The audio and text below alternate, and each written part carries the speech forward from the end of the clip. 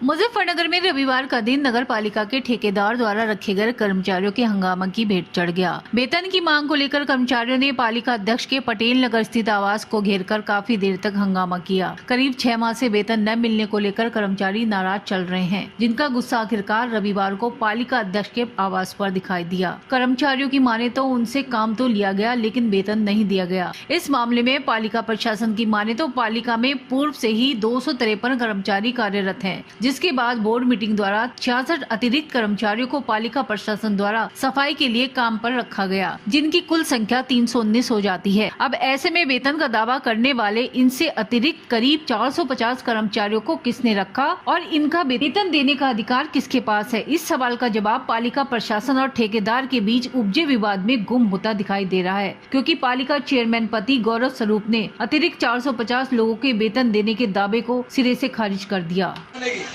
जो ये लोग काम पे चले गए क्यों गए? किसी नगर पालिका के आदमी ने नहीं लिख के दिया कि आप काम पे जाओ।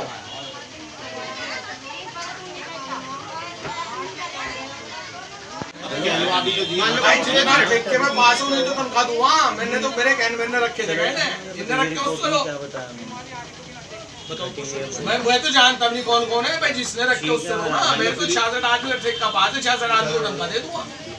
अब देखना दिलचस्प होगा कि काम पर रखे गए अतिरिक्त कर्मचारियों को रखने का आदेश किसने दिया और अब वेतन की मांग करने वाले सफाई कर्मचारियों को वेतन देगा तो आखिर देगा कौन? फिलहाल मामले में ठेकेदार और पालिका प्रशासन के बीच सफाई कर्मचारी खुद को ठगा सा महसूस करता हुआ दिखाई दे रहा है। भैया हम अपनी सैलरी के लिए आए, हमारे साथ काम लगातार कर रहे हैं और हमें पैसे मिल नहीं रहे।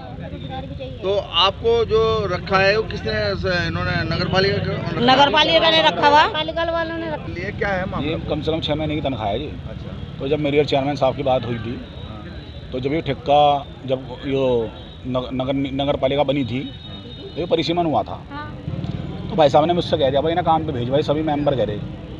मैं मंदिर मस्जिद में जहाँ भी गुरुद्वारा कहीं भी मुझे लेके चलो, मैं अपने बच्चों की कसम खा रहा। 2 बच्चे मेरे, मुझे चेयरमैन साहब ने कहा भाई नीरज ये मेंबर इधर उधर बातें कर रहे हैं भाई, क्योंकि जब उनकी भी गलती नहीं, जब नगर पालिका में कर्मचारी चाहिए ना वो तो जान गई।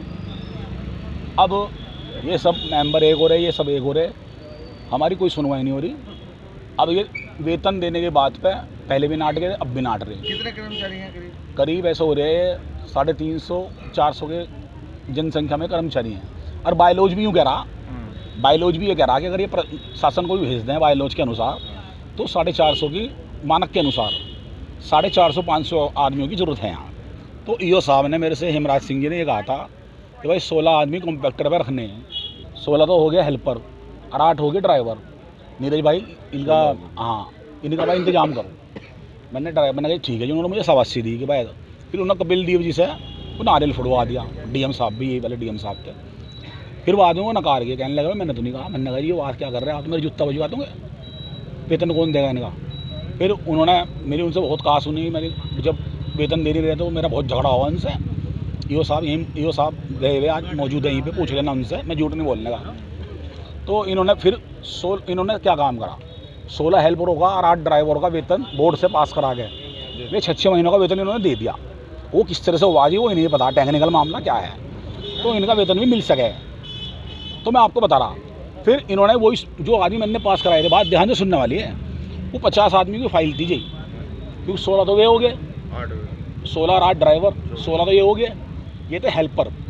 तो और 8 ड्राइवर, 16 हो गए, 16 और 8 24 कर्मचारी हो गए। जब इन्होंने कहा भाई फटाफट रखो, इन्हें फटाफट रखो, मैंने रखवा दिया। मैं रखो भाई, वेतन की बात हुई थी कि वेतन तो कहने लगे ये साहब मिल जाएगा यार, हमारी बात रह जाएगी। कपिल देव अग्रवाल जी वर्तमान में मंत्री हैं, उनके सामने उनको तो नहीं पता, वो उद्घाटन वही करना आए थे। मैं बिल्कुल सच्चा गहराई बताऊँगा आपको क्या है मसला है, इन्हें पता नहीं है। चेयरमैन साहब ईओ ने बरगला रखा।